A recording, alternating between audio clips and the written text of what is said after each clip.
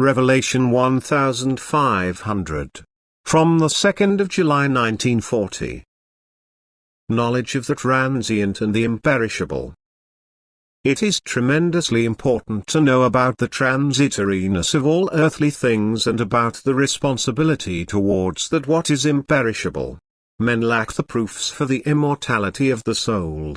They therefore seek to weaken or deny everything what is exactly this immortality of the soul as prerequisite, and they therefore take little account of this immortality. And this is the result of ignorance of the fact that a spiritual life can be led next to the earthly life and that this spiritual life only earns man an imperishable success. The spiritual life alone is of importance, although it is apparently only the accompanying life of earth existence. The earthly life can well be led without any connection with the spiritual, but this is completely unsuccessful for eternity.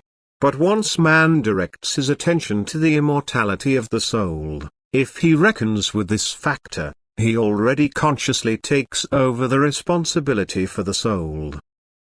And his effort will now be directed towards collecting spiritual treasures because he now recognizes everything as worthless what is earthly good because he knows that nothing of it is permanent but has to pass away according to divine law. So he holds on to that what he recognizes as imperishable, that is, he seeks it before to make it his own. And imperishable is spiritual. So he seeks the spiritual and also finds it because God supports this intention because it corresponds to the actual purpose of earth life. When man now once has knowledge of what is of value for eternity to strive for, then the feeling of responsibility towards the soul becomes stronger and stronger in him, and he now lives as it were a second life, which goes completely separate from his actual earth life. He establishes spiritual connections, he lets his thoughts wander up into the kingdom of the spiritual, he communicates with spiritual beings, confides in them, asks for information and advice, he lets himself be taught by them, and he does everything to increase his spiritual knowledge. He therefore consciously strives for the imperishable, and he will learn to despise earthly life in the same measure. That is everything what is transient. He is therefore still on earth, but detaches himself from earth heaviness and is far more often in the area of the spiritual than on earth.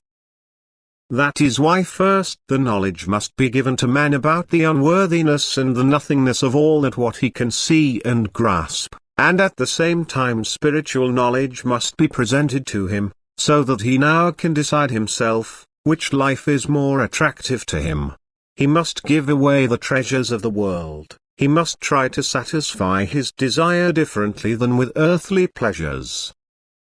He must willingly give these up to be able to receive spiritual pleasures. He must be clear to himself that only the imperishable, the soul, must be considered during earth existence, but that both cannot be fulfilled at the same time. Therefore to receive imperishable good, also earthly good can be desired.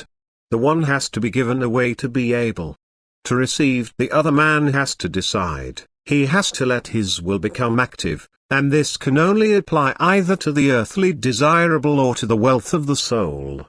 Good. And it will be blessed whose spirit recognizes spiritual good.